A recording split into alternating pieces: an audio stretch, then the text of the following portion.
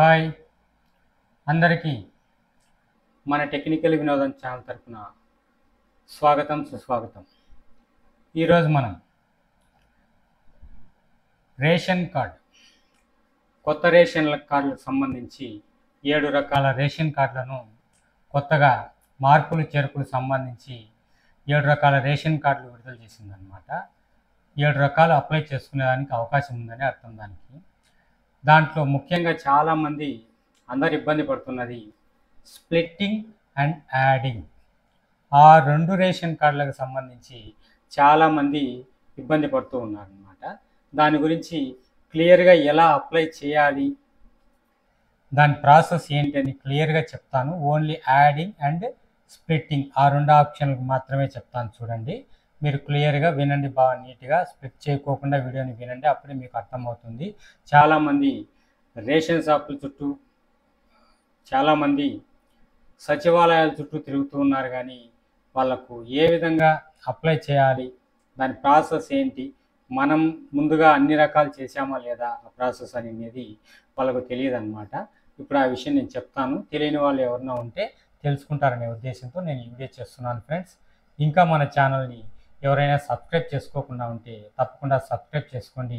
వీడియోను లైక్ చేయండి. లైక్ చేయడం ద్వారా 10 మందికి ఈ వీడియో వెళ్తుంది, తెలియని వాళ్ళు తెలుసుకుంటారనే ఉద్దేశంతో నేను చెప్తున్నాను ఫ్రెండ్స్. ఇంకా వీడియోలోకి వెళ్దాం రండి. ఈ రేషన్ కార్డులకు సంబంధించి మే 7వ తేదీ నుంచి జూన్ 7వ తేదీ వరకు మార్పులు చేర్పులకు సంబంధించి 7 రకాల రేషన్ కార్డులు ఇచ్చారు కదా. ఈ రేషన్ కార్డులో స్ప్లిట్టింగ్ అండ్ యాడింగ్ గురించి చెప్తాను చూడండి. ముఖ్యంగా ఫస్ట్ చూడబోతే యాడింగ్ గురించి చెప్తాను చూడండి. యాడింగ్ అంటే చేర్చడం అన్నమాట. ఆల్రెడీ ఒక రేషన్ కార్డులో ఒక కుటుంబంలో ఒక 3 ఉన్నారనుకోండి, 4వ వ్యక్తిని చేర్చాలి. ఏ విధంగా చేర్చాలి అంటే, తల్లి తండ్రి ఒక కుమారుడు ఉన్నాడనుకోండి, వాళ్ళ ఇంటికి వాళ్ళ కొడుకు పెళ్ళి చేస్తే కోడలు వస్తుంది. ఆ కోడలు 4th మెంబర్ అంటే యాడింగ్. ఎలా యాడింగ్ చేయాలి? ముఖ్యంగా యాడింగ్ చేసిన తర్వాతనే మళ్ళీ అమ్మా నాయన ఒక కార్డు, కొడుకు కోళ్ళు ఒక కార్డు, స్ప్లిట్టింగ్ అనేది ఉంటుందన్నమాట. స్టార్టింగ్లో యాడింగ్ చేయాలి. యాడింగ్ చేసే ముందు ఏం చేయాలంటే, అక్కడ వాళ్ళ కోడలకు సంబంధించి అమ్మా నాయన వాళ్ళ తల్లిదండ్రుల నుంచి స్ప్లిట్ చేయాలి, అంటే వేరు చేయాలి. ఆ కార్డులో వేరు చేయాలన్నమాట.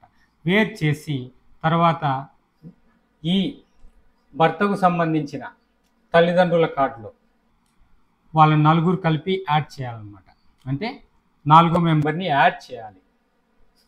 తల్లి తండ్రి కొడుకు కోడల్ని యాడ్ చేయాలన్నమాట. అక్కడ డిలీటింగ్, ఇక్కడ యాడింగ్, అలా చేసుకోవాలన్నమాట.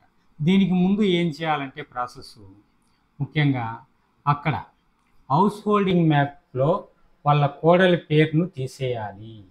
అది తీసేయకోకుండా మీరు యాడింగ్ చేసుకోవాలనుకుంటే కుదరదు. కంపల్సరీ హౌస్ హోల్డింగ్ మ్యాప్లో వాళ్ళ తల్లిదండ్రుల నుంచి ఆ అమ్మాయి పేరును డిలీట్ చేసేసి తర్వాత మీరు ఇక్కడ యాడింగ్ చేసుకొని, అలాగే హౌస్ హోల్డింగ్ మ్యాప్లో కూడా యాడ్ చేయాలి. అలా యాడ్ చేస్తేనే యాడ్ అవుతుంది నంబరు.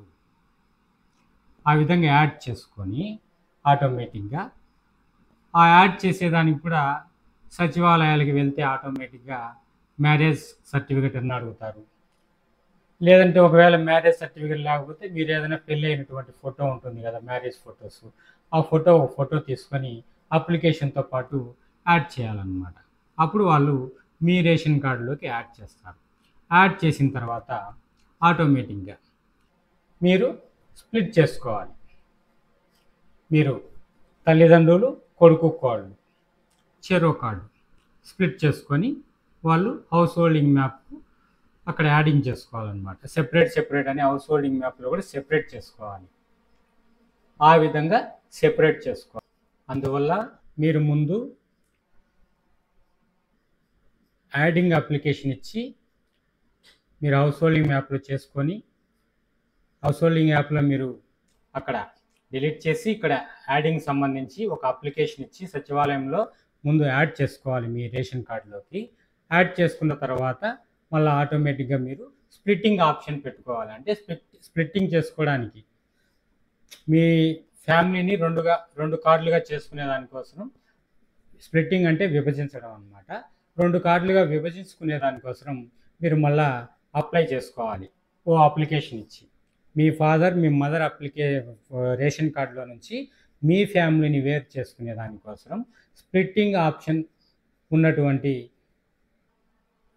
అప్లికేషన్ ఇచ్చి మీరు మళ్ళా వేరు కావాలి అంటే స్ప్లిట్ చేసుకోవాలి. మీరు సెపరేట్ కార్డ్ని రెడీ చేసుకునేదానికి అవకాశం ఉంది. దానికి సెపరేట్ అప్లికేషన్ ఒకటి ఇచ్చి స్ప్లిట్ చేసుకోండి. ఇది చాలా సింపుల్ ప్రాసెస్. ఒకవేళ వాళ్ళకు కనుక ఇప్పుడు పెళ్ళయి 3 నెలలు 6 నెలలు అంటే పిల్లలు అందుకు పుట్టిండరు కాబట్టి ఈ విధంగా చేసుకోవచ్చు అనమాట. ఒకవేళ పెళ్ళయి వాళ్ళకు పిల్లలు కూడా ఉన్నారంటే అప్పుడు ఆ పిల్లల్ని కూడా అదే విధంగానే సింపుల్గా యాడ్ చేసుకోవచ్చు. వాళ్ళకు హౌస్ హోల్డింగ్ మ్యాప్ ఇక్కడ స్టార్ట్ చేయొచ్చు అనమాట. అక్కడేం లేదు కదా, అందువల్ల ఇక్కడే వాళ్ళ ఫ్యామిలీ మెంబర్స్ కాబట్టి హౌస్ హోల్డింగ్ మ్యాప్ ఇక్కడే చేసుకొని వాళ్ళ పిల్లలకు కూడా తర్వాత యాడింగ్ చేసుకోవాలి. పెళ్ళయి పిల్లలు కనుక ఉంటే, లేదంటే రీసెంట్గాను 1 నెల 2 నెలలు 3 నెలలు అయ్యింటే మాత్రం ఫస్ట్లో చెప్పాను కదా అదే ప్రాసెస్. తల్లిదండ్రి కొడుకు కోళ్ళు సెపరేట్ యాడ్ చేసుకోవచ్చు. తర్వాత పిల్లలు పుట్టిన తర్వాత మళ్ళీ వాళ్ళు ఆప్షన్స్ ఇస్తుంటారు కదా 6 నెలలకు సంవత్సరానికి అప్పుడు యాడ్ చేసుకోవచ్చు అనమాట. హౌస్ హోల్డింగ్ మ్యాప్లో యాడ్ చేసుకొని ముందుగానే తర్వాత యాడ్ చేసుకోవాలి. అది ప్రాసెస్. ఇకపోతే స్ప్లిట్టింగ్ కూడా ఇప్పుడే చెప్పేశాను, దాంట్లోనే వచ్చేసింది స్ప్లిట్టింగ్ కూడా. పెళ్ళి ఇంటే ఒకవేళ ఉమ్మడి కుటుంబం ఉంటుంది, అటువంటి వాళ్ళు ఏం చేయాలంటే డైరెక్ట్ స్ప్లిట్టింగ్ పెట్టుకోవాలన్నమాట. స్ప్లిట్టింగ్ పెట్టుకొని హౌస్ హోల్డింగ్ మ్యాప్ కూడా చేసుకోవాల్సి ఉంటుంది.